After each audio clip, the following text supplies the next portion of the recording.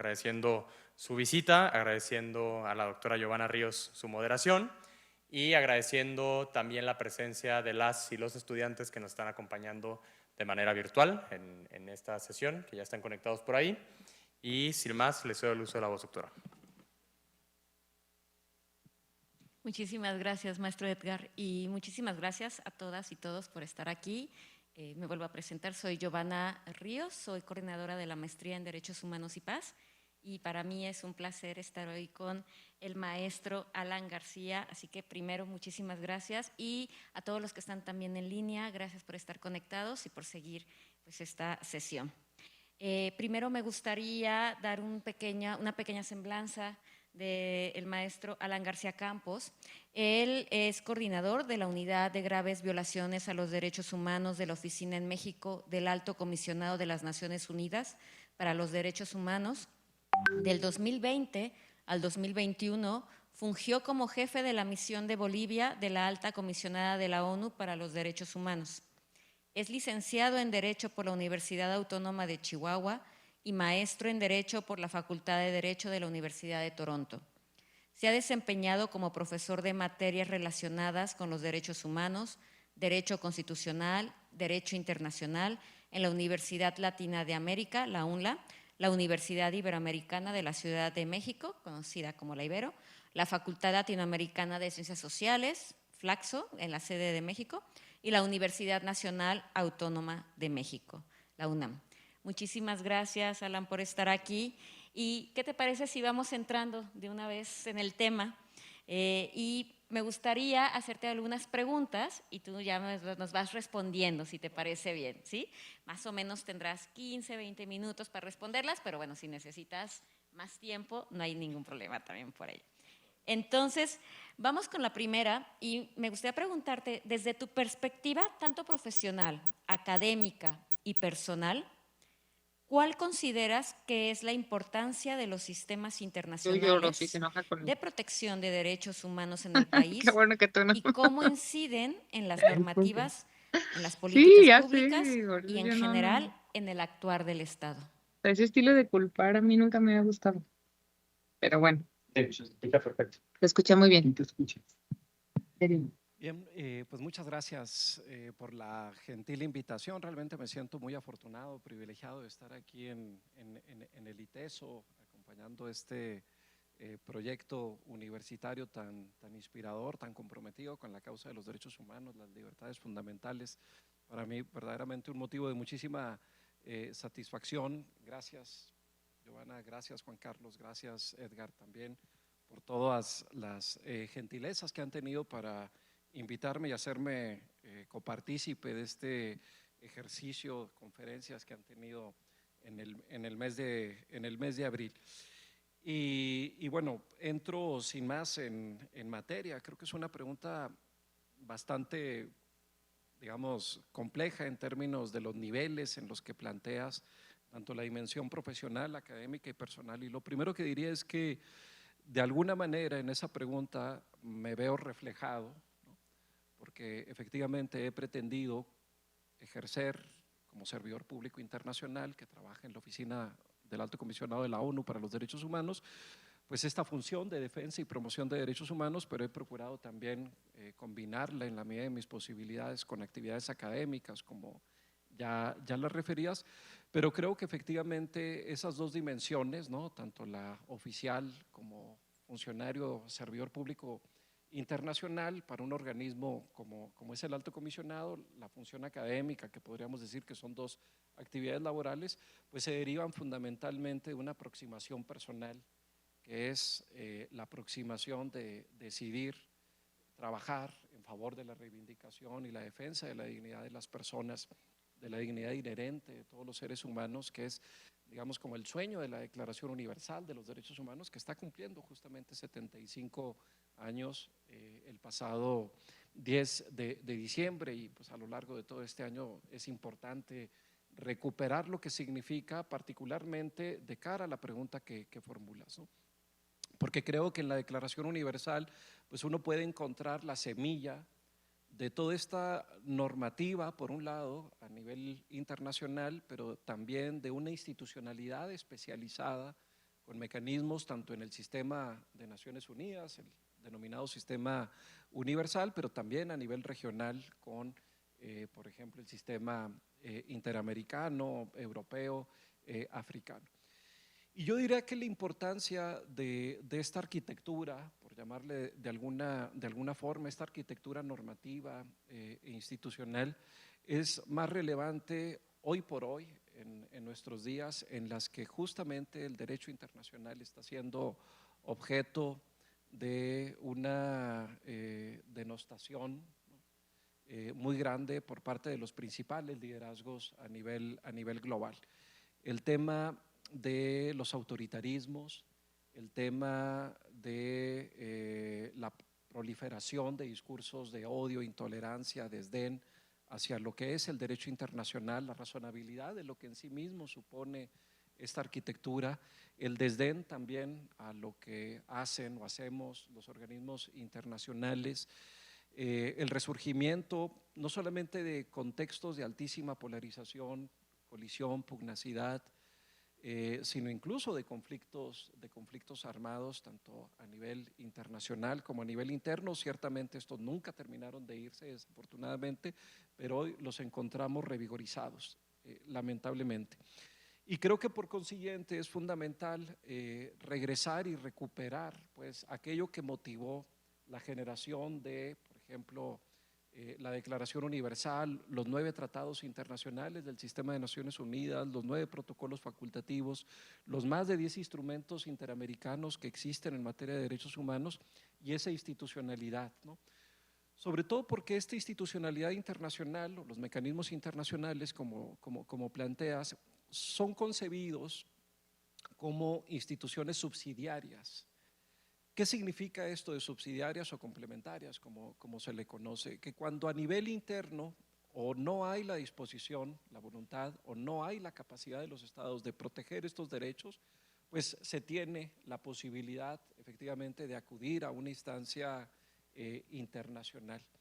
Y yo creo que en la medida en que a nivel doméstico la inobservancia de los derechos humanos, la desprotección, los niveles de violencia, las discriminaciones, las exclusiones, en fin, se sigan materializando, pues con mayor razón, ¿no?, los organismos internacionales serán motivados a actuar ante la ausencia de esa respuesta gubernamental.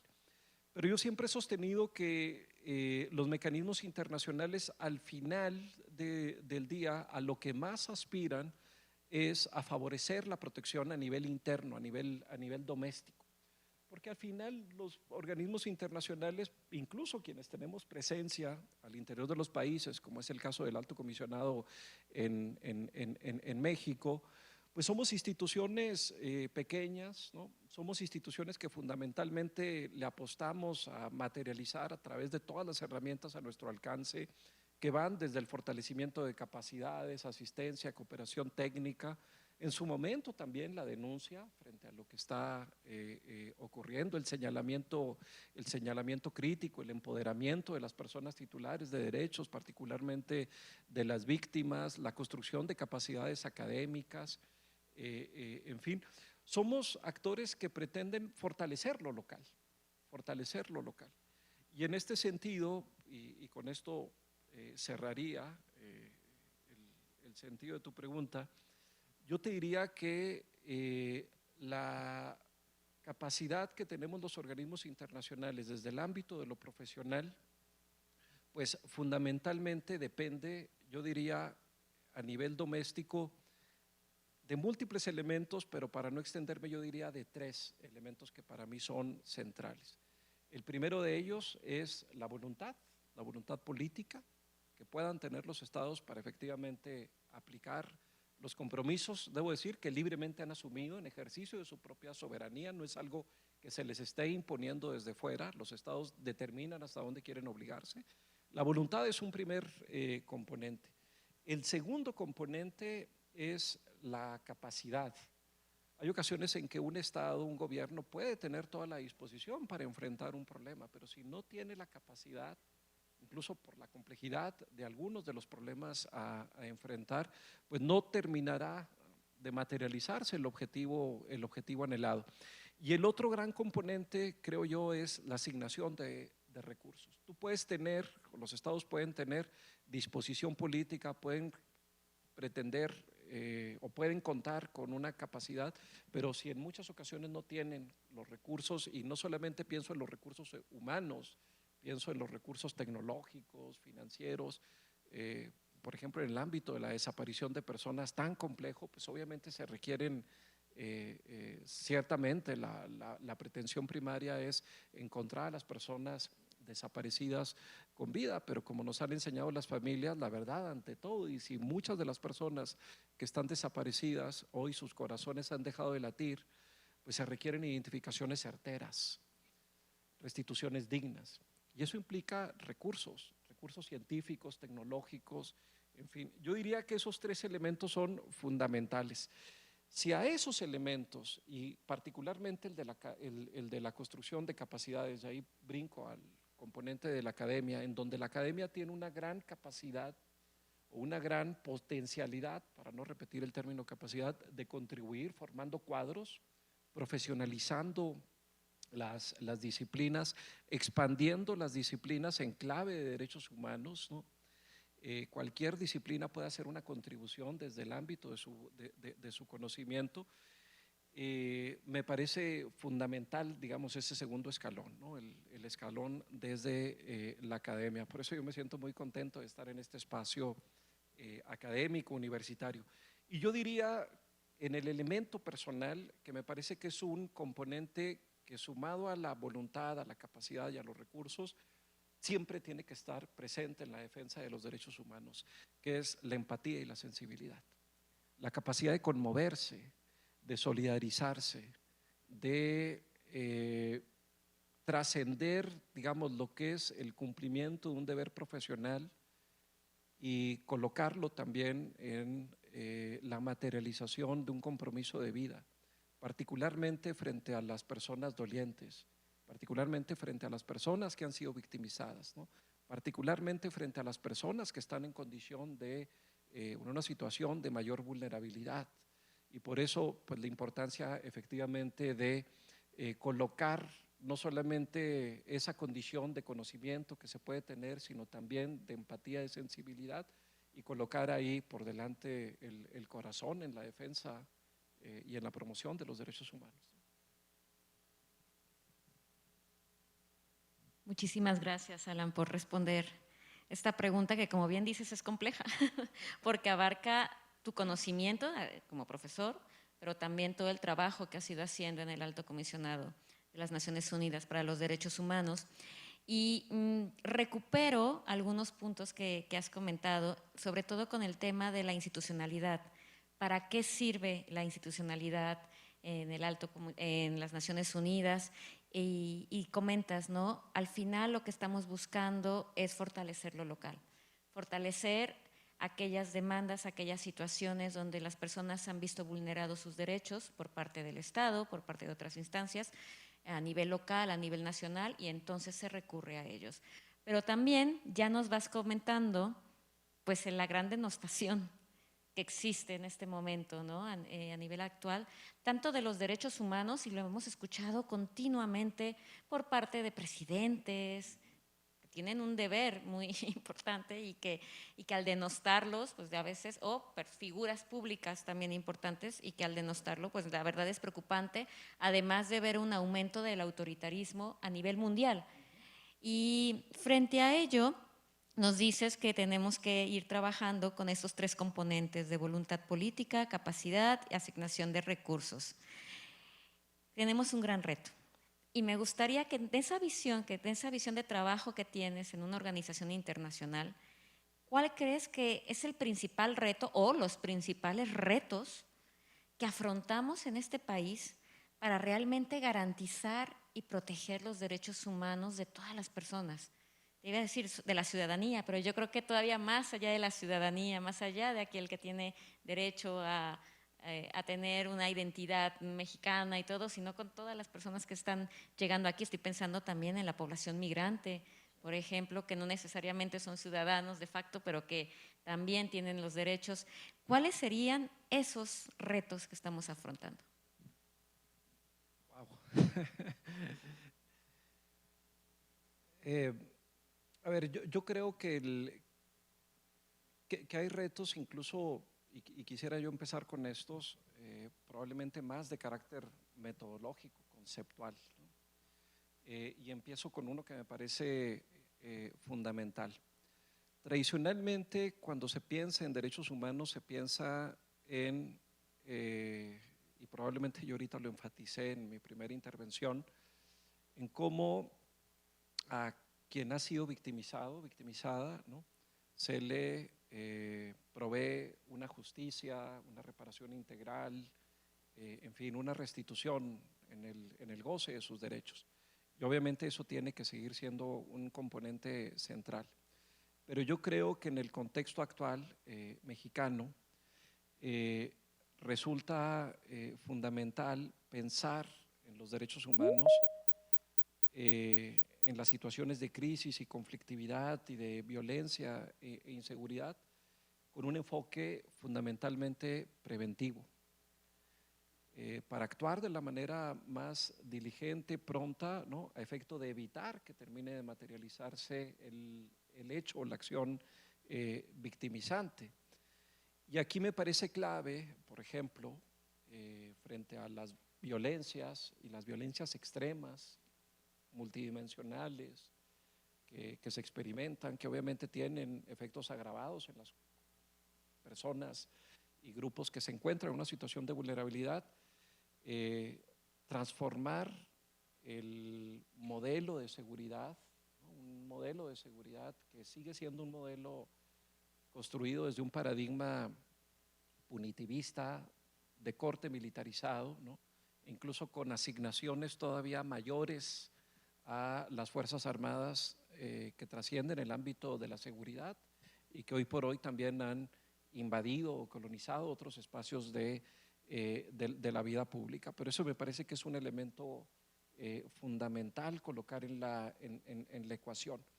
Yo estoy convencido de que la institucionalidad emergente, incluso en este contexto de violencia e inseguridad como el que ha enfrentado México, en donde uno puede ver institutos, comisiones para atender la violencia en contra de las mujeres, comisiones de búsqueda, comisión de atención a víctimas, fiscalías especializadas. Esa maquinaria y esa institucionalidad está pensada para responder ex post, esto es, después de que se cometió. Y esa capacidad que tiene el Estado para responder, que repito, no se trata de desmantelarla, ¿no?, sino de fortalecerla, será incapaz mientras la producción de violencia siga multiplicándose. Y no solamente siga multiplicándose, sino que siga acumulándose. Sabemos, por ejemplo, y toco mucho el tema de desaparición, particularmente estando en Jalisco, que como sabemos dolorosamente pues es la entidad federativa que tiene a la mayor cantidad de seres humanos desaparecidas. Sabemos cuándo inicia, pero es una acción continua y en este sentido pues se sigue acumulando, ¿no? Las desapariciones que iniciaron ayer, antier, en fin, son desapariciones del hoy y muy probablemente serán, si esto no cambia, desapariciones que perdurarán en el tiempo. Entonces yo creo que es fundamental colocar un dique, una especie de torniquete, ¿no?, que permita evitar, que favorezca, que desincentive, desinhiba, ¿no?, disuada la reproducción de las violencias, por un lado. Por otro lado, yo creo que es fundamental el tema de la rendición de cuentas y el combate a la impunidad. De nueva cuenta, en el tema de desaparición, un país, más allá de que hoy por hoy la dimensión de la tragedia está siendo cuestionada, en mi perspectiva, indebidamente cuestionada, en un país en donde más de 110,000 personas están oficialmente reconocidas como desaparecidas, que apenas existan 35 sentencias, pues lo que nos refleja es que hay un permiso para desaparecer. Por eso incluso el Comité contra Desaparición Forzada llegó a referir que México, luego de la visita que hizo al Estado mexicano, incluyendo Jalisco, México es el paradigma del crimen perfecto, en materia de desaparición. Y en esto el proceso de transformación de procuradurías a fiscalías ha dejado que desear, ¿no? Porque no ha sido lo suficientemente eficaz, incluso hoy por hoy, por ejemplo, frente a la aprobación de la reciente reforma a la ley de amnistía, pues es una acción realmente desesperada que coloca en una dicotomía falsa la búsqueda de la verdad y la justicia. Desde estándares internacionales de derechos humanos, los estados tienen la obligación de garantizar verdad y garantizar justicia y no poner a colisionar estos dos objetivos. Pero el tema del combate a la impunidad y la rendición de cuentas me parece fundamental. Yo creo también que el componente de la participación ciudadana tiene que revigorizarse. Se han ido perdiendo los espacios de participación ciudadana, se han ido acotando estos espacios de participación ciudadana.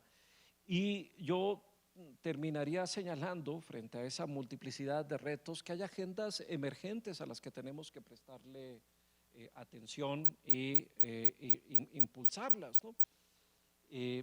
Sin olvidar las anteriores, ¿no? Pero entender también esas nuevas agendas, particularmente agendas que pueden llamarle la mayor atención a las nuevas generaciones, ¿no? Por ejemplo, todo lo que es el componente de la inteligencia artificial, ¿sí? De las nuevas tecnologías, ¿no? Creo que es fundamental.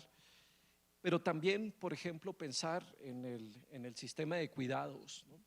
Que es una agenda hoy por hoy, ¿no? La Corte Interamericana está próxima a adoptar una opinión consultiva, todo este debate que se ha dado a nivel continental me parece fundamental. Y yo ahí agrego, por ejemplo, un componente. A mí me parece que efectivamente el sistema de cuidados es fundamental. Una vez más, las mujeres transformando virtuosamente a nuestras sociedades, tomando el liderazgo. Sin embargo, tenemos también ahí que incluir enfoques interseccionales, porque yo estoy convencido de que cuando hablamos de un sistema de cuidados, probablemente sea pertinente frente a determinadas personas, grupos en situación de vulnerabilidad, pero también tenemos que pensar, por ejemplo, en el sistema de apoyos para las personas con discapacidad. Y ahí el referente cambia, ¿no? Ustedes recordarán esta consigna de las personas con discapacidad: cuídame de quien quiera cuidarme, porque en muchas ocasiones lo que se pretende es suplantar la personalidad y la voluntad, ¿no? La personalidad, la voluntad, la identidad de las personas. Y ahí yo creo que es fundamental incorporar esa nueva perspectiva. ¿Y qué decir? Con esto termino, por lo que vea esta pregunta, el tema de la agenda climática. El medio ambiente, ¿no?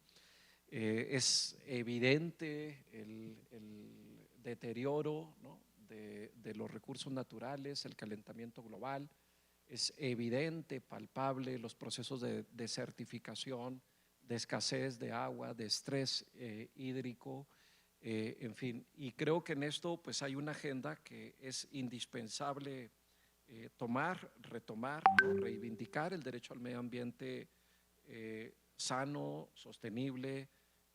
Ya no es como se decía hace algunos años, ¿no? Que es una forma de garantizar los derechos de las nuevas generaciones. En realidad es una forma de garantizar los derechos de las generaciones actuales. Y creo que en eso la defensa de la institucionalidad democrática es clave, ¿no? Del régimen de contrapesos, de la defensa especializada, la recuperación de las instituciones que están y que han sido diseñadas para equilibrar, para supervisar, para regular el ejercicio del poder. Me parece que es igualmente fundamental como otro de los grandes retos. Bueno, tu respuesta es una bomba, porque abarcas muchas aristas que creo que es importante puntualizar. Y retomando un poco también lo que has dicho, primero el tema preventivo. ¿Cómo estamos en México en materia preventiva? Y pones el énfasis en que ante tanta violencia que estamos viviendo, nuestras instituciones son reactivas. estamos trabajando siempre de manera reactiva, pero lo preventivo pareciera que se esfuma. Y entonces, cómo las instituciones internacionales, ¿no?, que buscan que los derechos humanos realmente se vivan, tienen que tener también este carácter preventivo, ¿no? Y hablarle a todas las naciones, y en este caso a México, para que busquen esas figuras de prevención. El tema de rendición de cuentas y combate a la impunidad, como bien dices, creo que en México tenemos ahí una deuda sumamente grande. ¿Cómo nos encontramos? Hace poco, y te comento, tuvimos también una charla en torno a la presentación de un libro sobre la sociología de la corrupción. Y entonces nos hablaban de cómo muchas veces las mismas instituciones que generamos ya traen sesgos para que se permita esa corrupción. Y a mí eso me pone a temblar, porque nosotros que buscamos que la institucionalidad sea cada vez más fuerte, que realmente se proteja, que las instituciones no se debiliten, pero también pensamos en qué sucede cuando hay instituciones que las forjan para que por ahí la corrupción exista y debilite la propia institucionalidad. Y un ejemplo que estoy pensando en el actual gobierno que ha debilitado profundamente es la Comisión Nacional de Derechos Humanos, ¿no? Una comisión donde su misma titular dice, pues ya no necesitamos la comisión, ¿no?, que se pase al Ejecutivo, que sea una secretaría más o una institución. Y dices, bueno, o sea, algo tan importante frente a estas barbaries que estamos viviendo, somos uno de los países con mayor desaparición de personas, si no es que el número 1, ¿cómo podemos decir, ¿no? Decías que solo ya tenemos 35 sentencias en desaparición forzada. Qué tristeza frente a los miles de personas desaparecidas que tenemos. Y por último hablabas de la agenda. Esta agenda que también los jóvenes profesionales que se están forjando en las aulas, que en este momento están estudiando la maestría en Derecho, la maestría en Derechos Humanos y Paz, aquellos que quieren entrar, qué importancia también tiene que pongan el énfasis en prepararse en temas que tienen que ver con inteligencia artificial, que parece que nos queda muy lejos, pero también van a venir debates muy importantes en torno a la inteligencia artificial, el sistema de cuidados que mucha gente no sabe todavía ni que existe, y se habla que a nivel nacional tenemos un sistema de cuidados, no lo sé, o sea, ya nos hablarás un poquito más de ello más adelante si es que sí es cierto, o se queda solamente en la retórica o en la normatividad, pero aún no lo bajamos. Y la agenda climática, estaba pensando dentro de la agenda climática cómo se ha trabajado, por ejemplo, con el Alto Comisionado de Naciones Unidas, con el tema hídrico, con Pedro Arrojo, cómo ha estado trabajando también eso, y pues la importancia de generar esos contrapesos, ¿no?, por parte de todos nosotros. Yo, dentro de todo esto que nos has comentado, quisiera voltear un poco la pregunta que te acabo de hacer. Y entonces, me gustaría saber cuáles serían entonces los retos que están afrontando los organismos internacionales para cumplir con sus labores de promoción, de protección de los derechos humanos, qué retos están teniendo estos organismos también en el tema preventivo, o sea, si realmente tienen la fuerza para llegar y generar estos mecanismos o se ven muchas veces vulnerados o parados, ¿no?, frente a los gobiernos en turno. Listo.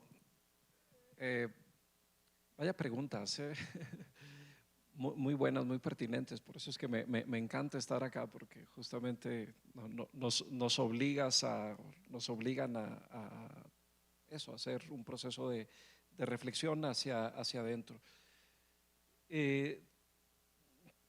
Antes de responder, yo diría que hay un elemento, y no lo quiero dejar de mencionar. Efectivamente, yo creo que se requiere hacer la apuesta hacia el fortalecimiento institucional, pero también desde una perspectiva de los organismos internacionales.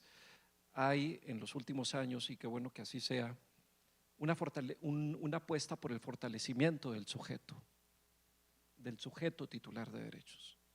Y eso me parece que es tan importante como la apuesta al fortalecimiento institucional.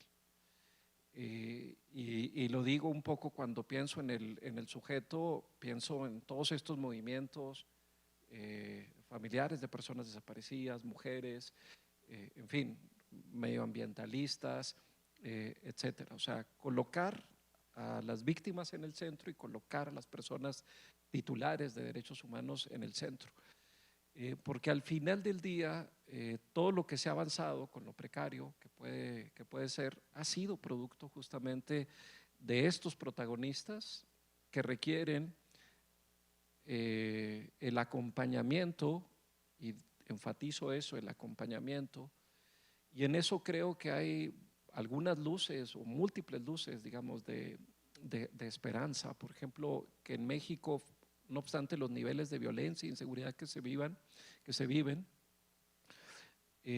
no haya movimientos de víctimas que estén haciendo una apuesta en favor del punitivismo.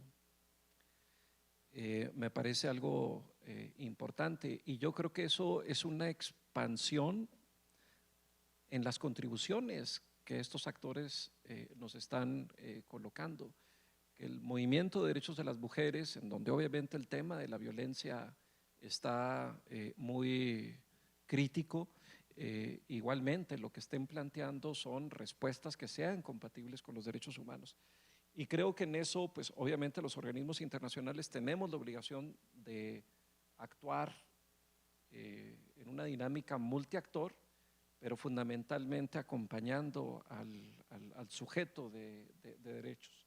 Y obviamente coincido, la apuesta por instituciones claves que es indispensable recuperar, como es la Institución Nacional de Derechos Humanos en el país. Está próximo a definirse lo que pasa con la Comisión Nacional de Derechos Humanos, le tocará al próximo Senado, pero es inminente, es inmediato. Procesos de participación, obviamente, recuerdo que aquí hubo un proceso de renovación también de la comisión local, o recientemente acá en Jalisco tengo presente que se sacó la convocatoria, por ejemplo, para el Consejo Ciudadano del Sistema de Búsqueda. Lamentablemente, si no estoy mal, se decretó desierto, ¿no? Ese proceso. Yo creo que nos coloca frente a algunos de los elementos que decía, la necesidad de participar, pero que esa participación sea efectiva, ¿no? Sea efectiva y poder acompañar a este sujeto. Así es que está el 10 de mayo a la vuelta de la esquina, ¿no? Y será importante, pues efectivamente, no solamente quienes celebren el día, ¿no? Poder también comprometerse con la causa de las madres y el resto de las personas buscadoras. Ahora sí regreso a tu pregunta, ¿no? Luego de la reflexión que me suscitó la premisa desde la cual formulabas la interrogante. Yo creo que sigue habiendo a nivel internacional varios retos y de nueva cuenta voy a tratar de esquematizarlos. Uno de ellos es, sigue presente el relativismo cultural. Esto es, quienes ven a los derechos humanos como un producto de Occidente y con una visión estrictamente individualista. Y yo creo que es indispensable, ¿no? Indispensable reivindicar el carácter integrador de los derechos humanos, ¿no? Como un producto universal, como un producto que ha pretendido dar cabida, digamos, a las múltiples tradiciones jurídicas, culturales, políticas, en fin, como un concepto integrador. Y creo que en eso también pues se tiene que prestar atención a lo que ya decíamos de la interseccionalidad, la interculturalidad. ¿Para qué? Para que los derechos humanos también signifiquen algo valioso para todas las naciones, ¿no? Para todas las personas, particularmente para quienes están en una circunstancia de mayor exclusión o marginación. Yo creo que otro reto a nivel global es lo que algunos han denominado el libertarismo radical, ¿no? Entendido como esa filosofía política que incluso ha ascendido al poder, ¿no? en América como continente, ¿no? Que promueve una sociedad en la que se asume que por encima de la libertad del individuo el derecho a la propiedad privada y el mercado, no hay agenda de derechos que sea susceptible de considerarse y de ser relevante. Y este libertarismo radical, pues fundamentalmente es un desafío muy profundo para, por ejemplo, la agenda de los derechos económicos, sociales y culturales y ambientales, ¿no? Donde se asume que una fábrica, una industria puede, en aras de la producción y el incremento de la misma, deteriorar el medio ambiente, por ejemplo, o una política económica puede pasar por encima de lo que son los derechos laborales, los derechos a la seguridad social, en fin. El tercer gran desafío que yo diría que existe, y no los estoy enunciando necesariamente en orden de prioridad e impacto, es este nuevo soberanismo, ¿no? Que fundamentalmente pues lo que plantea es un escudo frente al autoritarismo, ¿no? Incluso un manejo maniqueo de lo que es el discurso, las narrativas, ¿no? No es lo mismo, y lo digo citando una circunstancia muy de coyuntura que se dio entre la semana pasada y esta semana, llegar y sostener que cuando la Corte Interamericana de Derechos Humanos determina que la prisión preventiva oficiosa en México tiene que ser eliminada, calificar a una determinación de un organismo de esa naturaleza como una imposición desde el extranjero, desde el exterior, ¿no? México ratificó la Convención Americana, México reconoció la competencia contenciosa de la Corte Interamericana, y los derechos humanos es una agenda que se tiene que defender cuando se es gobierno y cuando se es oposición. Esto es en todo momento, ¿no? Pero creo que ahí este nuevo soberanismo, ¿no? Estas tendencias autocráticas que rechazan a los organismos internacionales y lo que hacemos cuando cuestionamos al poder, ¿no?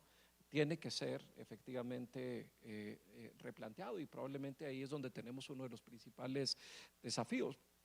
A mí me queda claro, y lo digo un poco también para recuperar temas de coyuntura, que hay una gran diferencia, por ejemplo, entre lo que es el informe anual de la Comisión Interamericana de Derechos Humanos, que se acaba de dar a conocer esta semana y que les invito a que lo lean, particularmente el capítulo sobre México, que es un capítulo que nos muestra algunos de los grandes desafíos en el tema de afectaciones al derecho a la vida, tortura, desaparición de personas, periodistas, defensores y movilidad humana, ¿no? Como los 5 temas fundamentales que empecé a leer entre ayer y hoy. Obviamente es un informe muy grande, pero que también nos muestra los desafíos a nivel hemisférico, y uno de los principales desafíos es la erosión en la institucionalidad democrática.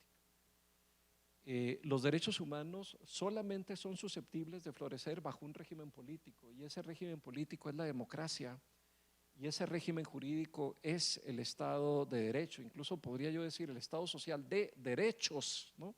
en plural. Y el último gran desafío a nivel global que yo identifico es pues lo que se ha denominado también, son conceptos muy emergentes que quizás todavía no terminan de cristalizar, pero me parece que el predominante es estos movimientos antiderechos. Es verdad que ha habido una conquista progresiva en los derechos, pero también es verdad que paralelamente se han venido construyendo narrativas que están cuestionando algunas de esas conquistas y que en determinadas agendas han sido capaces de revertir logros que incluso en otro momento de la historia podíamos haber asumido que eran irreversibles. Pensemos, por ejemplo, en el derecho de las mujeres a disponer de su propio cuerpo, ¿no? El tema de la interrupción del embarazo y cómo es que en Estados Unidos se pudo revertir una determinación que data de varias décadas a partir de que se pudo colonizar a la Suprema Corte, y que la Suprema Corte norteamericana perdió esa condición de factor equilibrante, balanceador del ejercicio del poder, ¿no? Y que hoy por hoy pues dio al traste con una de las principales sentencias a nivel global, ¿no? Y ese movimiento antiderechos, pues fundamentalmente está socavando el avance o la consolidación de algunas agendas que fundamentalmente son relevantes para la diversidad sexual, para las mujeres. No solamente, ¿verdad? Los derechos humanos es una agenda relevante para todas las personas, pero porque fundamentalmente son ellas y ellos las personas y ellas las personas titulares de esos derechos. Y esos movimientos son muy potentes, lo vemos, digo, estoy citando Estados Unidos, pero podríamos voltear hacia Argentina. Platicaba hace algún momento, ¿no? Previo a entrar acá, y sé que estuvo Cristian Curtis en una de estas pláticas con ustedes, pero lo que está pasando en Argentina, luego de avances muy significativos que se pensaban realmente irreversibles, ¿no? A grado tal de que hoy el pueblo argentino pues está movilizando por cuestiones tan fundamentales como el uso del lenguaje, la defensa de la universidad y la educación pública, por citar algunos otros elementos. Pero yo diría estos 4 grandes elementos retadores, desafiantes, que pues están, repito, ¿no? Socavando la eficacia de la agenda de derechos humanos y de la institucionalidad en materia de derechos humanos. Muchísimas gracias, Alan, por esta respuesta tan contundente y que nos permite ver estos 3 grandes desafíos. A mí me gustaría ahora pasar también a las preguntas del público, porque lo bonito también de este tipo de diálogos es que entre todos y todas podamos también cuestionarnos, preguntarnos cómo se encuentran estas instituciones internacionales trabajando, cómo eso también tiene que ver con nuestras problemáticas, con la situación que vivimos, con nuestros mismos trabajos de obtención de grados, si algunos de ustedes ya están pensando en ellos. ¿Esto qué tiene que ver con el que realmente los derechos humanos se puedan sostener, puedan realmente vivirse? Y no sé si alguien tendrá ya alguna pregunta por aquí, pero mientras se animan, porque sé que igual lo están pensando, yo tengo un par. ¿Va? Dentro de lo que tú acabas de decir, a mí me llevó a pensar muchísimo en el tema de la interseccionalidad.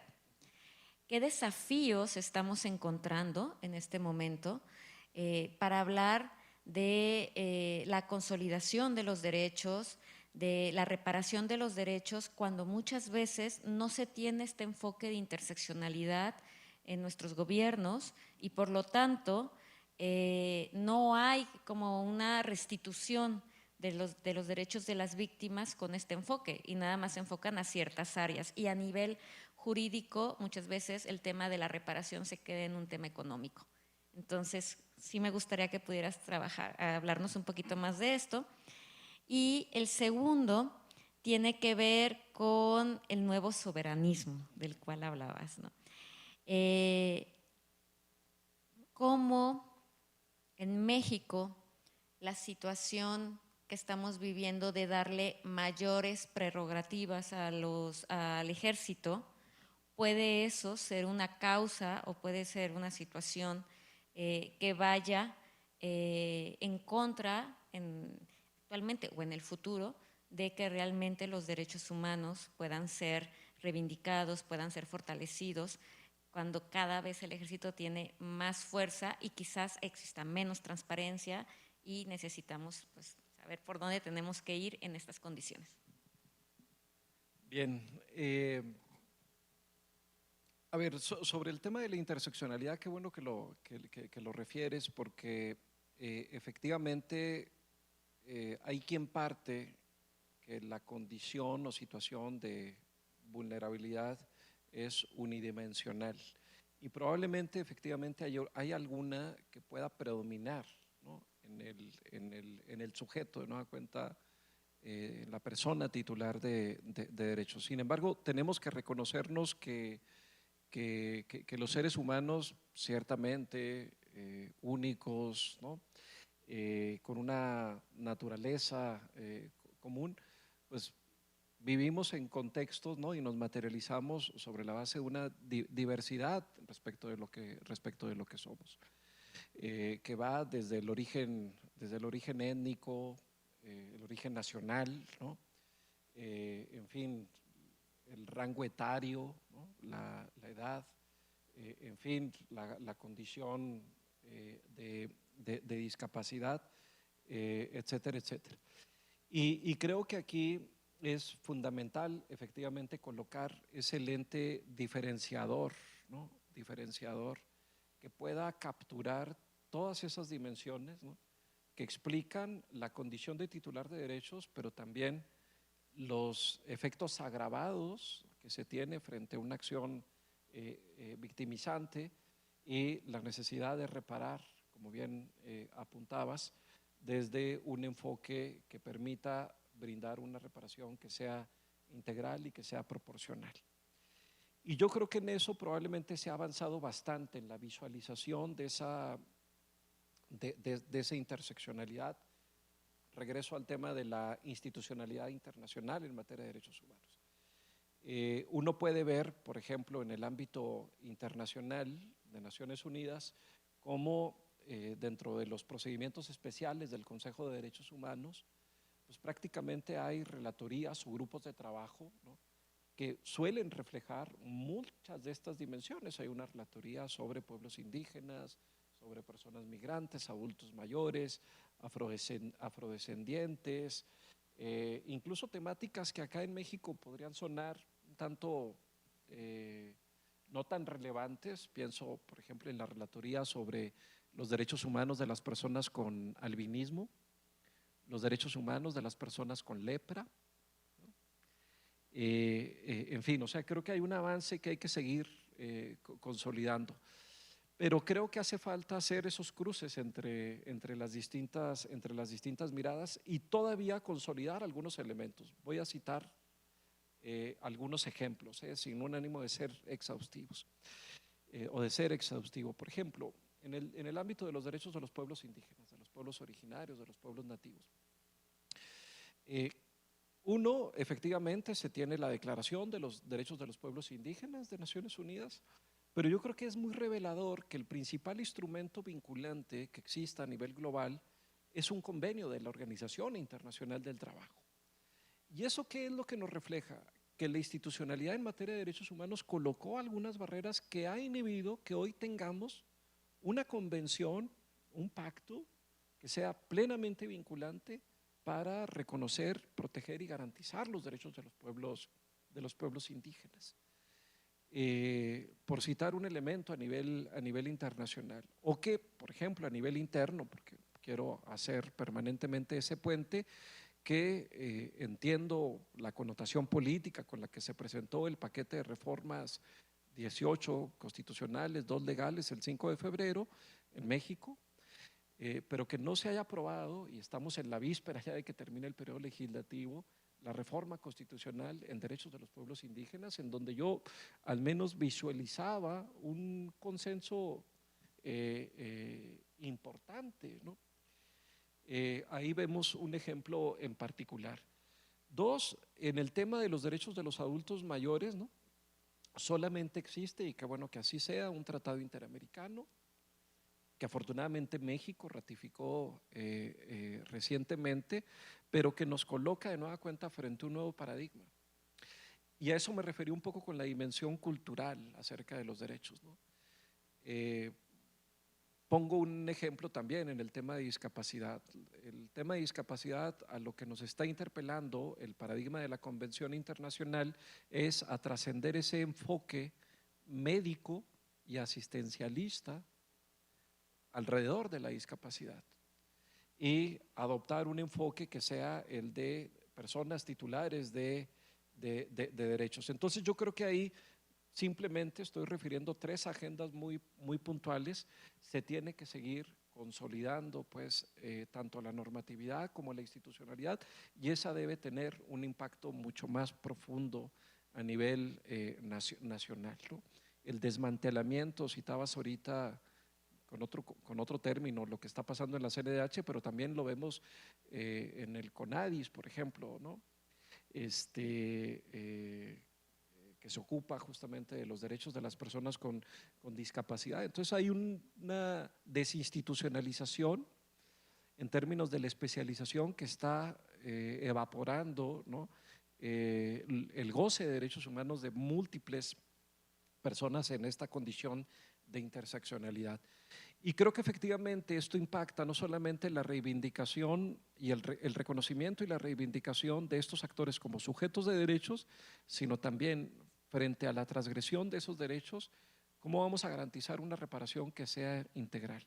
Y una reparación que sea integral, de acuerdo a los estándares internacionales, debe contener 5 elementos, ¿no? Uno, la restitución in integrum, cuando ésta sea posible. Cuando ésta sea posible, habrá ocasiones en las que ya no sea viable. Pensemos en una persona que ha sido ejecutada, pues será imposible, ¿verdad?, regresarle la vida, pero la aspiración primaria siempre tiene que ser la restitución en integrum. Pero pensemos en una comunidad, en un pueblo indígena que ha sido despojada de sus recursos naturales, cómo es que se le restituye. Dos, el tema de la rehabilitación, ¿no?, que es una rehabilitación que no solamente pasa lista en el componente médico, sino que también y fundamentalmente en el componente psicosocial, ¿no?, la rehabilitación psicológica, psicoemocional. Qué bueno, y ahí identificamos otra agenda emergente, el tema de la salud mental, ¿no?, como un componente fundamental. Obviamente quienes han sido víctimas de una violación en sus derechos tienen una reacción normal frente a una conducta que es anormal, ¿no? Es una reacción ordinaria frente a una conducta violentadora que debiera ser concebida como excepcional y extraordinaria, y ese elemento tiene que estar presente. Las medidas de satisfacción como el tercer componente para una reparación integral, que son de índole tanto material como inmaterial, que son fundamentales, incluso en algunas ocasiones pueden generar un mayor resarcimiento en las víctimas. Las garantías de no repetición, un poco que nos colocan en lo que decía yo como un referente que pretende inhibir la reproducción de las lógicas de violencia y victimización, que es fundamental. Y obviamente, pues sí, el componente económico, no lo desdeño, pero es un elemento, el quinto, la compensación, la indemnización económica, en donde, y de nueva cuenta, todo esto, poco lo decía en uno de los principales retos, escuchando a la víctima, atendiendo sus necesidades puntuales, específicas, ¿no? ¿Para qué? Para que la reparación pueda tener un efecto individualizante y un efecto sobre todo transformador. Creo que en materia de derechos humanos, quienes nos dedicamos a este tema desde cualquier institucionalidad, debemos concebirnos como un agente transformador, como un actor de cambio, ¿no?, como un actor de cambio. Ciertamente en el contexto actual también somos, y esto creo que es importante, un actor de resistencia. Tenemos que visualizarnos como un actor de resistencia. Y con esto doy pie a la respuesta a la segunda pregunta. Frente al nuevo soberanismo, y particularmente en países como México, pero uno lo puede ver también en otras latitudes, en Ecuador, por ejemplo, ¿no?, de manera muy crítica, hay una apuesta por lo que algunos llamamos el nuevo militarismo. Históricamente, la presencia de lo militar en América Latina se había explicado efectivamente con la conquista de las independencias nacionales o derivado de procesos de transformación revolucionaria como los que México tuvo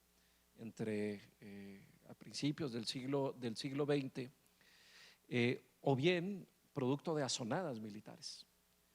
Y podríamos decir que esa fue la última expresión, quizás la más virulenta, de esa presencia de lo militar. Pero el nuevo militarismo en América Latina es diferente, porque hoy son gobiernos civiles democráticamente electos quienes están llamando a las Fuerzas Armadas a desarrollar funciones propias del ámbito de lo civil.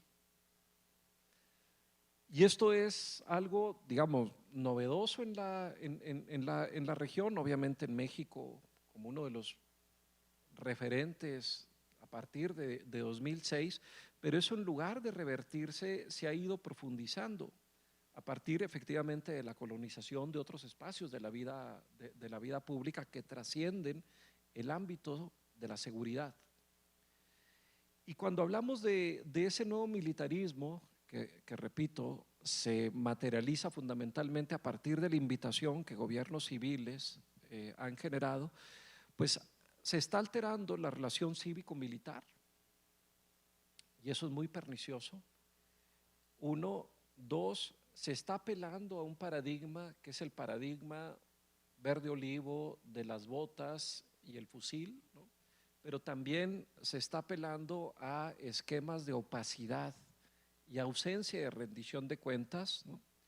Que en gran medida pues explican, por ejemplo, pues las impunidades, ¿no? O actos de corrupción o acciones de elusión, ¿no? Elusión de responsabilidades que son fundamentales, ¿no?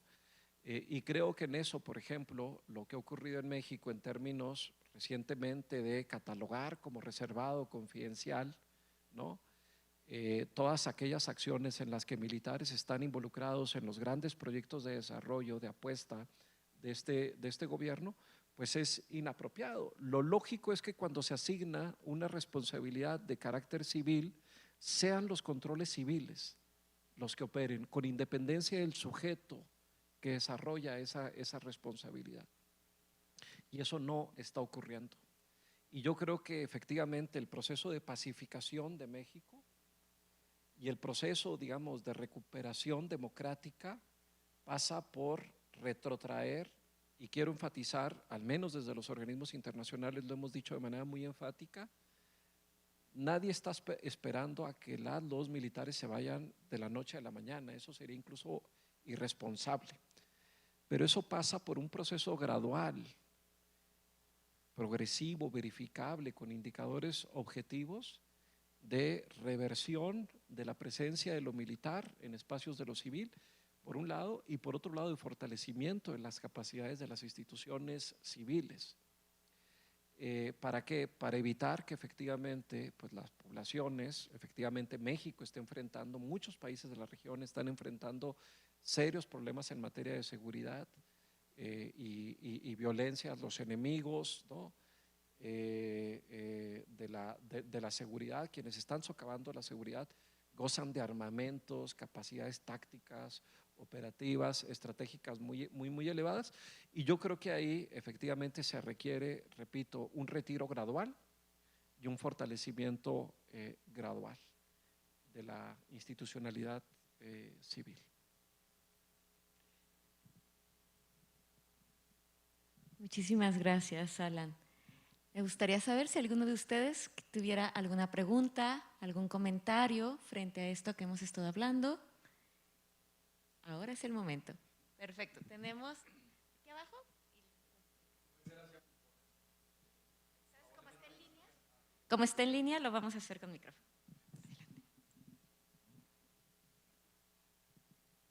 Muchas gracias.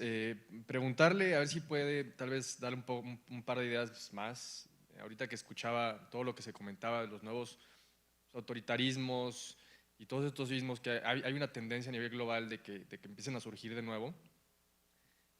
Si la radiografía que podemos hacer es que, bueno, el tema de los derechos humanos empieza a agarrar mucha fuerza después de la Segunda Guerra Mundial, cuando como planeta nos damos cuenta de las atrocidades que cometimos, y 80 años después nos estamos pues, tal vez un poco dando cuenta que, un poco decepcionados desde mi punto de vista, de que las expectativas no fueron alcanzadas, ¿no?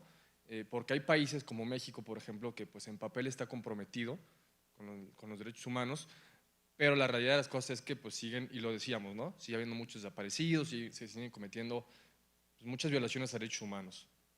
Y esto se ha agravado en otras latitudes, como por ejemplo pensando en El Salvador, en donde Bukele está con otro esquema, obteniendo resultados, ¿no?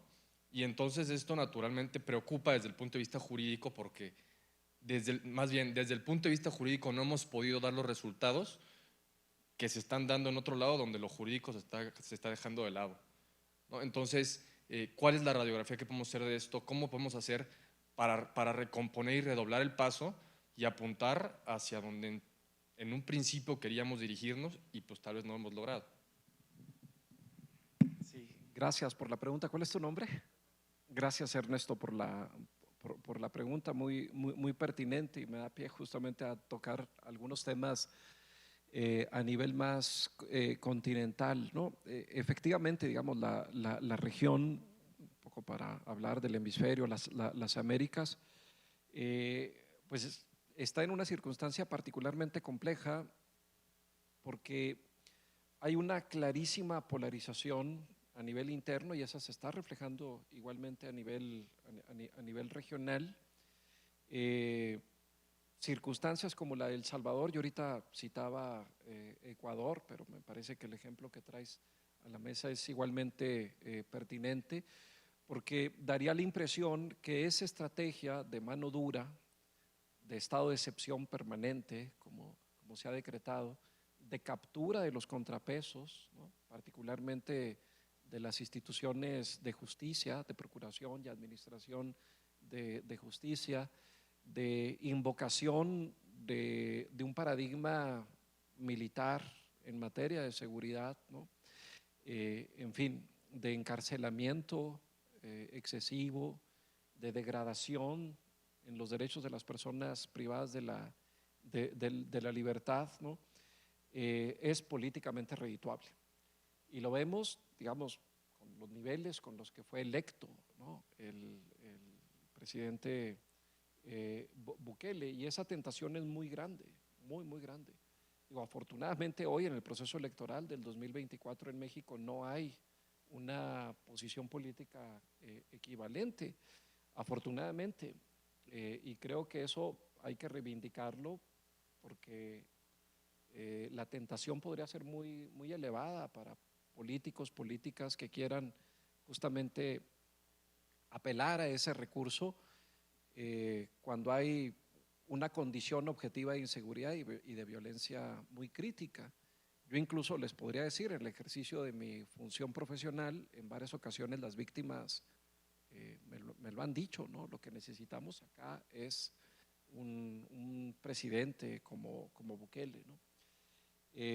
Ya citaba un poco a Argentina, lo que está pasando en Ecuador, el quebrantamiento también de la democracia, ¿no? Con abiertas dictaduras como las que siguen vigentes en Cuba, en Nicaragua, en Venezuela, en fin. Y eso también creo que para países como México se suele aprovechar porque siempre se puede pensar es que hay países que están en una condición más crítica, ¿no? Más crítica, o sea, donde el autoritarismo se ha manifestado de una manera perdón, más descarnada.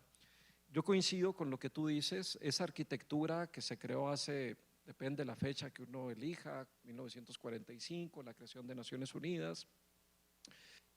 Esta semana en estos días había un diálogo importante sobre el surgimiento de la OEA, la Declaración Americana. Recientemente, la semana pasada, antepasada, había una reflexión muy importante sobre lo que son aniversarios importantes en el continente en clave de derechos humanos, como los 65 años de la Comisión Interamericana, los 45 años de la Corte Interamericana, en fin. Y yo creo que coincido contigo, o sea, de cara a lo que son los objetivos, hay una deuda y es una deuda importante.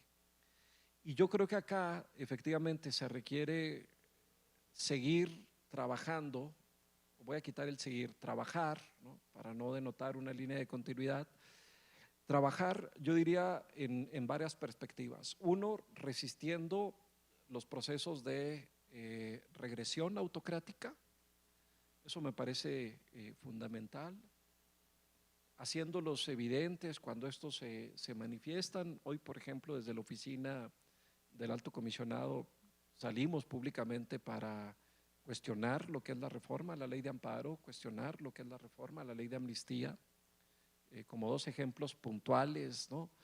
Que están pasando en el país, ¿no? Lo pongo como una muestra, digamos, de ese papel de resistencia, de denuncia, pero también de aliento, por ejemplo, para que quienes tienen la posibilidad de ejercitar los mecanismos de defensa y control de la constitucionalidad y convencionalidad lo hagan. Ojalá, y desde la oficina alentamos a que eso ocurra y que eventualmente se invalide estas reformas que socavan la posibilidad o menoscaban, comprometen la posibilidad de acceder a la justicia, combatir la impunidad, el abuso de poder, la protección de derechos humanos, además de que lesionan el principio de progresividad, ¿no? A mí me parece que es fundamental mantener esa línea, repito, de resistencia frente a lo que está ocurriendo en la región, pero también en el caso de México. Dos, yo creo que es fundamental también expandir las alianzas, ¿no? Expandir las alianzas. Creo que el movimiento de derechos humanos, ¿no? Será insuficiente con el músculo con el que pretende dar las batallas, ¿no? Porque, no me gusta utilizar esto, pero la dimensión moral, ¿no?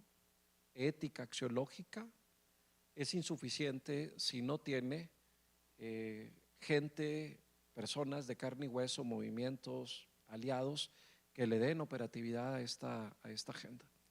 Y aquí pienso en las juventudes, pienso en el mundo de la empresa, de las empresas, en fin, o sea, los medios de comunicación, una multiplicidad de actores con los que tenemos que llegar, ¿no?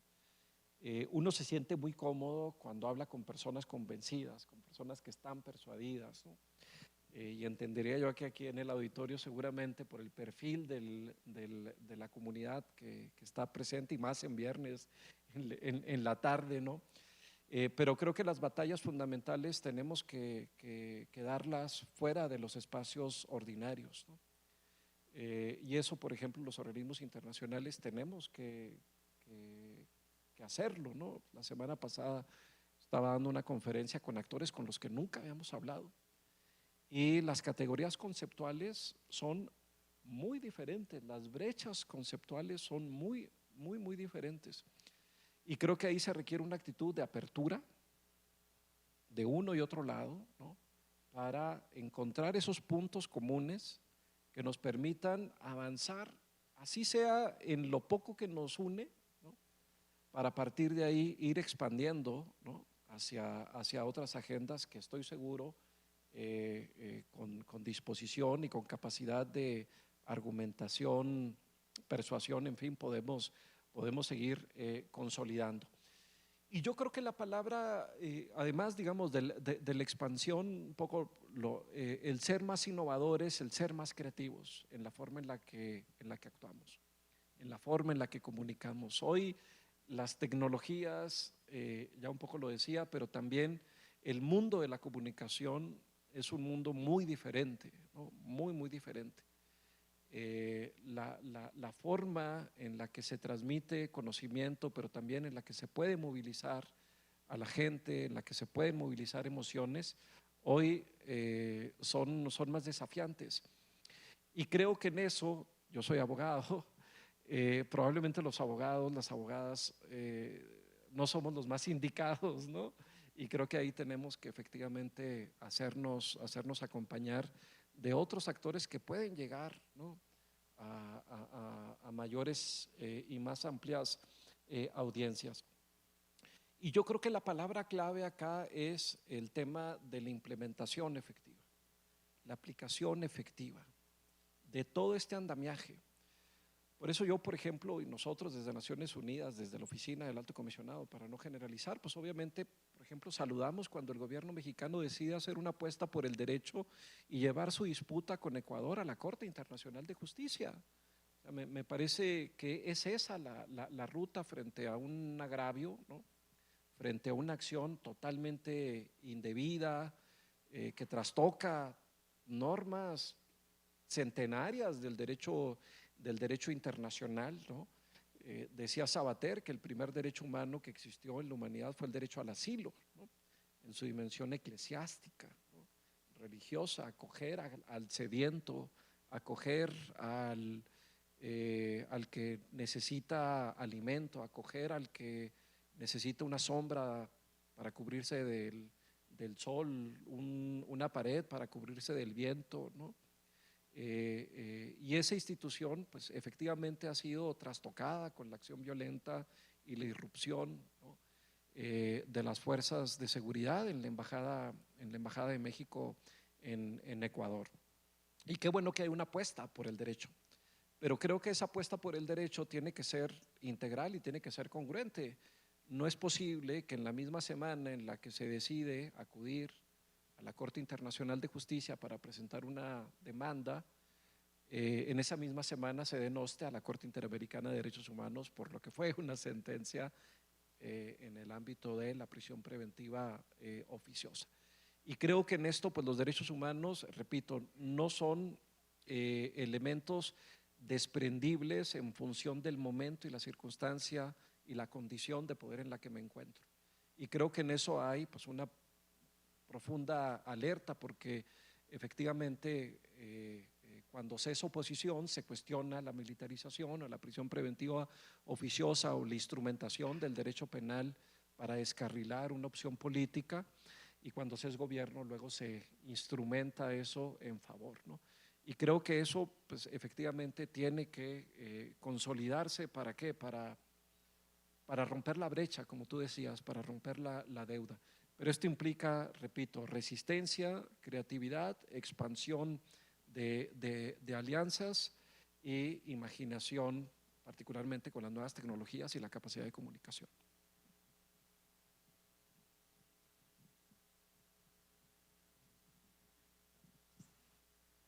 Buenas noches.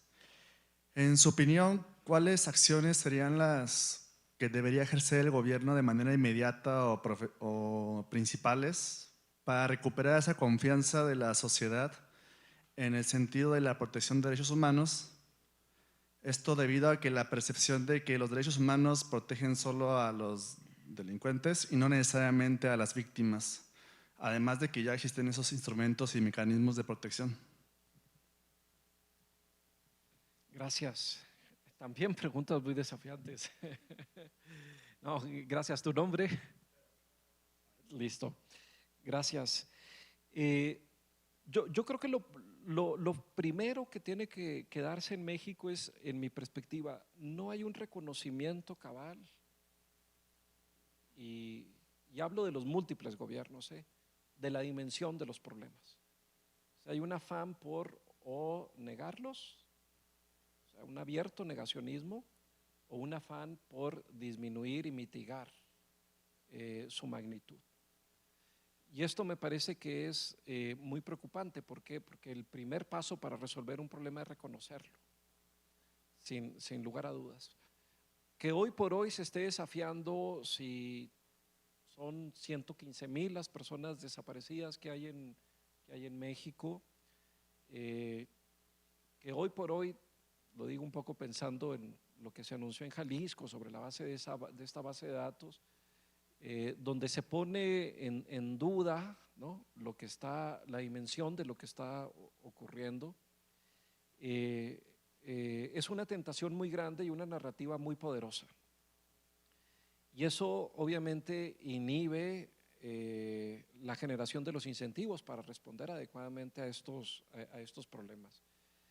Decir que por decreto se acabó la corrupción o la impunidad, pues comunicacionalmente es poderoso, pero no se condice incluso hasta con las propias cifras de los distintos gobiernos, ¿no? Y me parece que esa es una disputa que se tiene que seguir dando. Y yo creo que acá, para este tema, la academia tiene una gran capacidad de contribución, porque es la academia la que puede.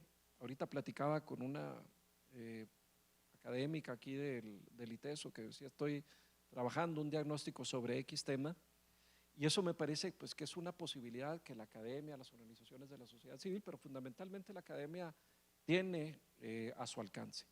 Y en esto, pues obviamente el sistema universitario jesuita es un sistema que se ha comprometido con su entorno para entenderlo, pero también para transformarlo. Y me parece que las contribuciones que se pueden dar en esta materia son fundamentales. Y creo yo también que efectivamente el cambio cultural tiene que seguirse materializando. Una institucionalidad que desconoce un problema o que lo minimiza rompe credibilidad y confianza, y una institucionalidad que no brinda resultados o que desvía recursos o que se ha corrompido, pues obviamente socava la confianza. Y creo que efectivamente en el caso mexicano, por ejemplo, para poder trascender los niveles de violencia e inseguridad se requiere construir confianza. Hoy la gente no quiere denunciar lo que le pasa por el temor de que eventualmente esa denuncia se le está dando a conocer a la persona que está coludida con sus verdugos, por los procesos efectivamente de, en fin, colusión, aquiescencia, confusión de roles, captura, ¿no? Y obviamente pues eso tiene que modificarse a partir de la depuración de las instituciones y a partir justamente del fortalecimiento de las instituciones. Y creo que es cierto lo que bien refieres, ¿no? O sea, en muchas ocasiones se entiende que los derechos humanos son un obstáculo para algo que se asume positivo. Son un obstáculo para materializar la seguridad, son un obstáculo para materializar un desarrollo, un crecimiento económico. ¿Por qué? Porque el medio ambiente, porque respetar los derechos naturales, porque el debido proceso, ¿no? Incluso con una narrativa que hoy habla del debido pretexto, ¿no? Por ejemplo. Y creo que tenemos que efectivamente mantener la reivindicación de estos elementos que son fundamentales. Si se socava, por ejemplo, el debido proceso, cualquiera de nosotros estamos expuestos. El catálogo de delitos tan amplios que existe en materia de prisión preventiva oficiosa nos coloca a cualquiera de nosotros, de nosotras, en una condición de vulnerabilidad frente al abuso y la arbitrariedad, y nos puede establecer una condena anticipada que podría incluso extenderse por años privados arbitrariamente de la libertad. Y creo que efectivamente estos principios, estos valores, esta axiología que desde la Declaración Universal de los Derechos Humanos, por eso se habla de un lenguaje común, por eso se habla de cómo el desconocimiento, dice el preámbulo de la Declaración, el desconocimiento de actos de barbarie que han conmovido a la humanidad, ¿no?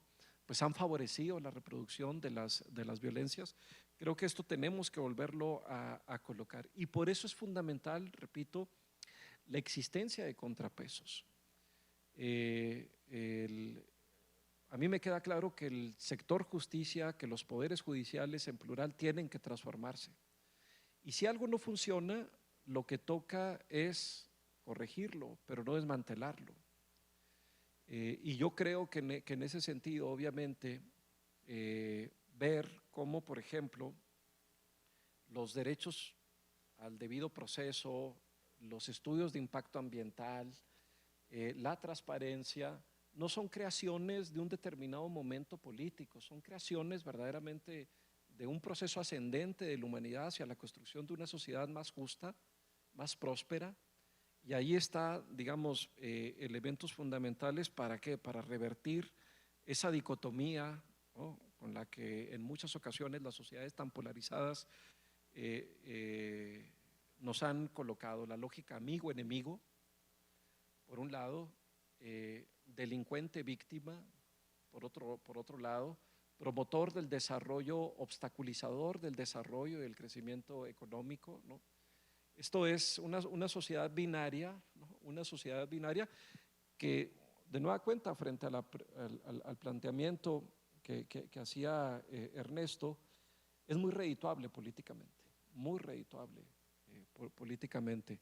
Y creo que ahí tenemos una vez más que colocarnos en una lógica de resistencia para decir, los derechos humanos son derechos de todas las personas, incluso de quienes han cometido la acción más atroz, ¿no? También esa persona tiene derechos que tienen que ser garantizados y que tienen que ser observados. Algo que yo he aprendido de muchas víctimas, particularmente de las madres que buscan a su familiar desaparecido, es que ellas han conceptualizado a quienes perpetraron esa conducta atroz como sus verdugos, no como sus mentores. Y en ese sentido no han emulado la tentación, ¿no?, de caer en una conducta igualmente atroz, como por ejemplo, tortúrenlos para que nos digan dónde están nuestros seres queridos. Porque sabemos que bajo una condición de tortura, y lo vemos en el caso de Ayotzinapa, ¿no?, cualquier persona puede llegar a declarar lo que el Ministerio Público desea que se declare, y a partir de ahí se construyen verdades históricas que ni son verdades ni son históricas, al contrario, ¿no? Entonces estos elementos son muy, muy importantes, y creo que ahí, digo, hablando con 2 maestrías de la universidad, pues las categorías del derecho me parece que siguen jugando un rol fundamental, pero también hacernos cargo que se tiene que transformar virtuosamente estos elementos para que, por ejemplo, el litigio estratégico no sea un litigio que solamente favorezca a los poderosos, para que el debido proceso, en fin, no solamente sea un recurso al que pueden apelar quienes cuentan con las capacidades y los recursos económicos para solventar una defensa adecuada, sino darle una dimensión social, ¿no?, y que efectivamente el sentido de lo que es el debido proceso, lo que es la reivindicación de la defensa adecuada, sea un concepto que le llegue a todas las personas y no solamente a quienes están en una condición de privilegio.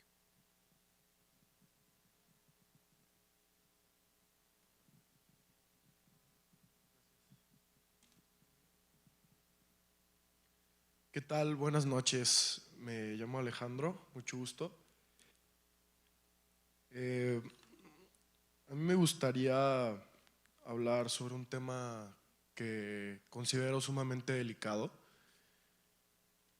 que es la parte de lo que mencionabas al respecto de las personas que dan las batallas fundamentales y aquellos que le dan la operatividad a los movimientos. Una realidad que vivimos en el país es la parte que mencionabas en un principio de la cuestión de la reparación integral del daño, ¿no? Me gustaría ver esto de una manera alterna respecto a la cuestión de que aquellas personas que son la sociedad civil, que dan las batallas fundamentales, los líderes de estos movimientos que tienen una causa simplemente de alma, por el pueblo, por esa gente que no es escuchada, es gente que fallece, es gente que asesinan a sangre fría, pues ya sea en caso de que el mismo gobierno interviene de esta forma o el crimen organizado. Y creo que es, como mencioné en un principio, un tema muy delicado que me gustaría profundizar, puesto que es una realidad perturbadora que en mi experiencia he visto que poca gente le da la importancia que se merece, ¿no? Porque cuando existe una persona que no forma parte de una institución gubernamental y tiene una causa que quiere promover y quiere invitar a las personas a que se unan por el simple hecho de tener una causa, un fuego que incentive un cambio por el bien común del país, me parece, repito, perturbador el hecho de que esa gente sea asesinada y no se haga nada al respecto. Entonces, la cuestión es, ¿por qué estos temas no se hacen tan mediáticos como, por ejemplo, el tema de Ecuador, que es algo de lo que se habla mucho últimamente?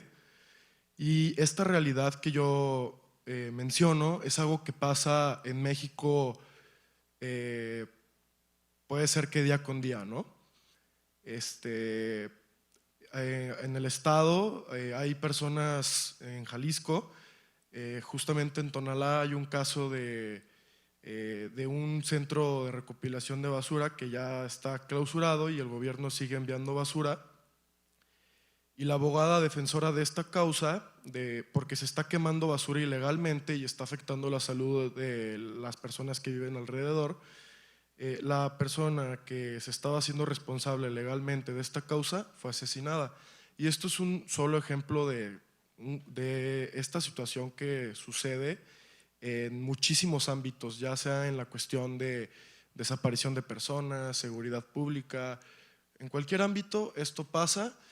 Y por eso hacía mención de profundizarlo, ¿no? Porque creo que es aterrador que se considere México un país demócrata existiendo esta realidad, ¿no? Que justamente también mencionaban que al momento de crear instituciones, estas instituciones ya de antemano son creadas con, ¿cómo lo puedo decir? Con este acceso a la corrupción, ¿no? Entonces, si contamos con lo que mencioné hace un momento y esto, estamos en una situación sumamente preocupante y me gustaría saber qué es lo que sigue, ¿no?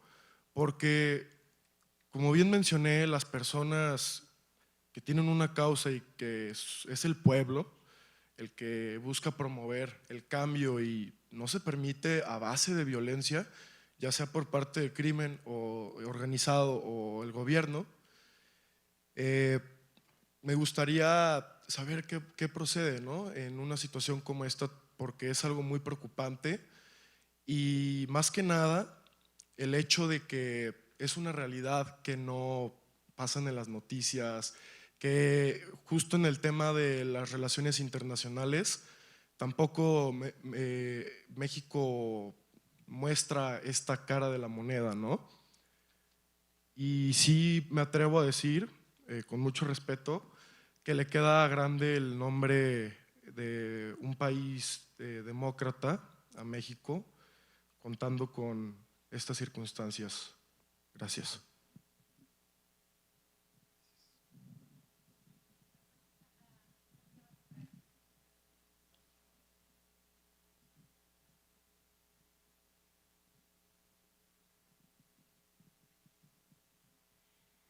Buenas noches. Hay un cuento en la literatura en español y latinoamericana y casi mexicana de Augusto Monterroso. Era un guatemalteco que se incorporó a la literatura mexicana, que es el cuento que se dice que es el cuento más corto en la literatura porque dice algo así como que cuando desperté, el monstruo todavía estaba ahí. Punto, es todo el cuento.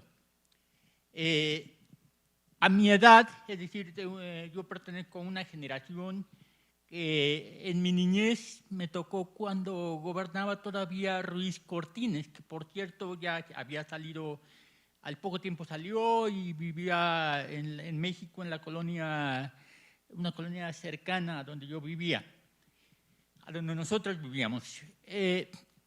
Pero desde entonces han transcurrido los gobiernos o del gobierno de 11 o 12 presidentes. Y la verdad es que creo que se había venido mejorando lentamente y sobre todo nos alentó mucho a muchas personas el cambio que vino cuando el PAN, cuando la alternancia en el poder del PRI al PAN en el año 2000 con Vicente Fox, ¿sí?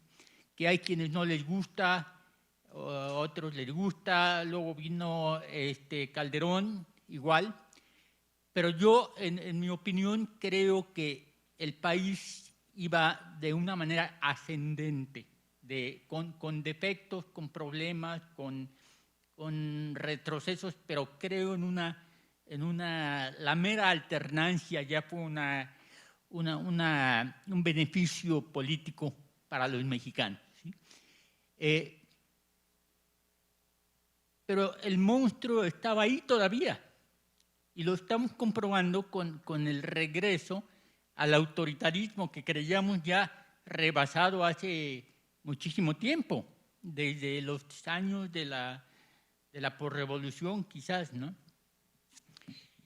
Y al decir que el monstruo estaba dormido, quiero decir que pues aquí lo estamos viendo con este gobierno, que se ha brincado todas las normas y todas las instancias, y aquí lo quisiera yo entroncar con lo que tú haces en las Naciones Unidas, o has hecho en las Naciones Unidas. No sé, recuerdo que haber leído que cuando la Sociedad de las Naciones a principios del siglo pasado fue como la panacea, porque se pensó que ahí se iban a terminar todos los problemas de las naciones cuando terminó la Primera Guerra Mundial. No fue así, se tuvo que crear las Naciones Unidas, pero tampoco creo que las Naciones Unidas, y mira que admiro mucho a la organización de las Naciones Unidas, respeto muchísimo tu trabajo, lo admiro, lo envidio, qué padre trabajar, pero como que siento que se topa con pared todas esas instancias internacionales cuando se trata de influir en una acción de un gobierno en particular como en el de México que estamos viviendo. Estamos a un tris, estamos a un ministro más que nombre, si gana la presidencia, la Cuarta Transformación, estamos a un ministro de que la Corte sea ya un títere más, como lo es el legislativo actualmente, del presidente, del Ejecutivo. Entonces, no solo es preocupante, es trágico para México. Resumiendo, me tocó toda la pendiente ascendente que fue muy difícil, los años del PRI, de la corrupción absoluta, de la política de carro completo, de toda esa situación. Y me tocó también como dije, el momento en que México pareciera ir ascendiendo, ¿no? Y de pronto el monstruo está ahí todavía. Quiero pensar que los gobiernos, es una vieja frase que todos conocemos, los países tienen los gobiernos que se merecen. México votó por esta persona, fue un error en mi punto de vista. Habrá quienes crean que no lo fue. Pero el votar por el legislativo también del mismo partido le dio todas las herramientas y todos los instrumentos como para imponer la política de un monarca, de un solo hombre. Si perdemos en el futuro, si se nombra un ministro más de la Corte de Morena, entonces sí ya seremos la dictadura perfecta de que hablaba Vargas Llosa. Me cuestiono aquí de qué tanto sirven las Naciones Unidas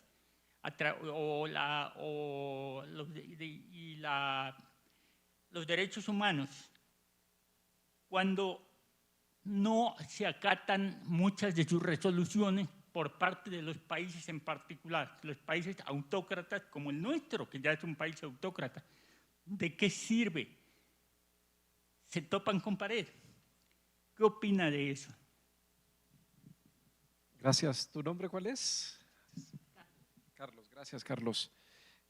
Bueno, empiezo por la pregunta de Alejandro. Te la aprecio muchísimo, Alejandro. Yo hablaba de participación ciudadana, en fin, y creo que tu pregunta me da la oportunidad de profundizar, porque creo que efectivamente el espacio cívico, como le llamamos desde Naciones Unidas, es fundamental para la defensa y la promoción de los derechos humanos. Yo creo que en una lógica, y probablemente hemos profundizado, el fortalecimiento institucional, hablábamos de pesos, contrapesos, Pero tan importantes son los contrapesos institucionales como los contrapesos cívicos. Tan importante es la veeduría institucional, la supervisión, la auditoría, la vigilancia que puedan hacer las instituciones, como la veeduría y la auditoría social, la auditoría cívica, ¿no? Ciudadana. Y en esto, para nosotros, un poco tratando de recuperar el marco desde el que debo hablar, la Declaración de Naciones Unidas sobre defensores y defensoras de derechos humanos pues sigue siendo el gran referente. La Declaración de 1998, en donde justamente señala que defensor, defensora de derechos humanos es toda aquella persona que pacíficamente, lo subrayo, ¿no?, defiende y promueve los derechos humanos en cualquier ámbito de la vida. Y esto es en el medio ambiente, esto es en el desarrollo urbano, esto es en la estrategia de seguridad, en el tema de movilidad humana, etcétera. Y efectivamente, México es un país de altísimo riesgo para defender los derechos humanos, como es un país de altísimo riesgo para ejercer el periodismo. Es el país más violento para el ejercicio del periodismo.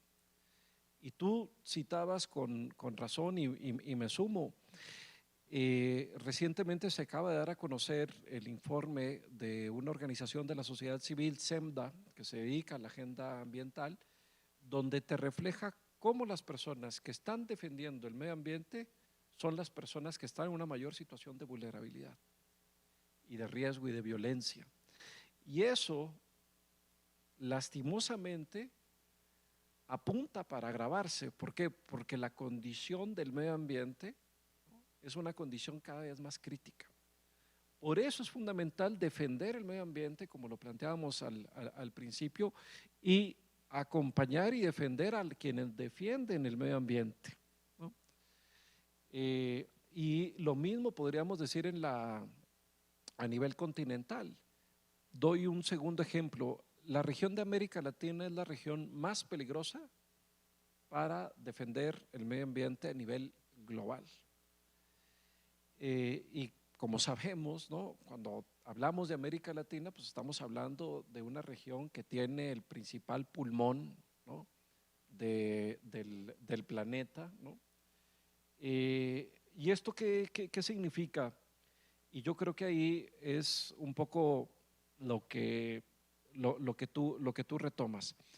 Hay conductas que no debemos normalizar. Yo ahorita decía que un acto de violencia hacia una víctima genera una reacción normal frente a lo que es una acción extraordinaria, excepcional. Y creo que lo mismo está pasando en el tema de la defensa y promoción de los derechos humanos. Los umbrales de violencia que enfrentan las personas defensoras de derechos humanos o las personas periodistas en México han adquirido dimensiones realmente alarmantes, decías tú, aterradoras, ¿no?, francamente disruptivas, y por eso creo que es fundamental reivindicar la importancia del espacio cívico y reivindicarlo desde lo más probablemente simbólico, que es el reconocimiento de esa labor, el cuestionamiento a quien desde el espacio de lo público descalifica a las organizaciones de la sociedad civil de manera sistémica. Uno puede ver, por ejemplo, cómo en estos días a quienes acompañan al caso Ayotzinapa, históricamente se les ha descalificado un día sí, un día también y otro día también, hasta obviamente las acciones de violencia extrema, como por ejemplo el asesinato que tú ya decías. He mencionado mucho el tema de desaparición, pero efectivamente ahí estamos frente a una tendencia igualmente preocupante. Hoy por hoy también están asesinando a las madres buscadoras. A las madres buscadoras.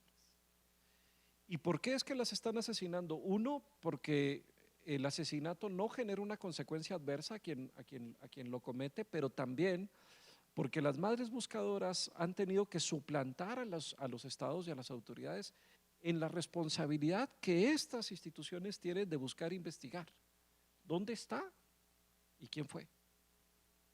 Y eso las coloca en un nivel de riesgo e incluso en una condición en las que, motivadas por el amor y la necesidad de cerrar ese duelo ambiguo, ellas no miden adecuadamente el riesgo que enfrentan e incluso están dispuestas, ¿no?, a correrlo, e incluso están haciendo interpelaciones tan fuertes a los grupos delictivos en términos de, por favor, bríndenos una tregua y no se metan con nosotros. E incluso están dispuestas a pactar con esos grupos criminales en aras de poder saber dónde están sus familiares. O incluso, por ejemplo, frente a la discusión de la ley de amnistía, que repito, es una ley que a nosotros nos preocupa como organismo internacional y que lo hemos dicho públicamente, y ya colocaba aquí uno de los elementos de incidencia, en fin, alentando a que se promueva una acción de inconstitucionalidad y ojalá se invalide los alcances de esa reforma. Debo decir que, por ejemplo, algunas personas que buscan a su familiar que está desaparecido dice: yo estoy de acuerdo en acompañar esa reforma si esa amnistía me va a decir dónde está mi familiar que se encuentra desaparecido. Entonces yo creo que es fundamental, uno, no normalizar las violencias que enfrentan, acompañar, solidarizarse, incluso yo diría ser parte de ese movimiento de defensa de derechos humanos en los espacios cívicos, en los espacios sociales, fortalecer las capacidades de investigación frente a los asesinatos. Ahí yo te invitaría a todas, a todos.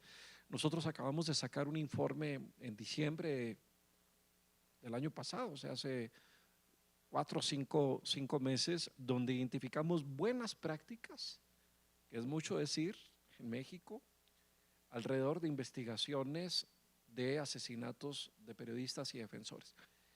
Y creo que esto también, un poco frente a lo que preguntabas, Ernesto, hay que construir narrativas de éxito, que las hay, historias de éxito, que las hay, porque esas historias y esas narrativas nos brindan aliento, ¿no?, para no caer en el fatalismo o en la resignación. Y ahí en ese informe nosotros cambiamos el enfoque. Efectivamente denunciamos las violencias que enfrentan, pero también evidenciamos cómo alguna parte de la institucionalidad ha desarrollado algunas prácticas que es fundamental reproducir para materializar resultados efectivos, obviamente atendiendo los estándares internacionales, que repito, pues es parte de lo que nosotros fundamentalmente solemos decir. Y yo te diría igualmente, Alejandro, no hay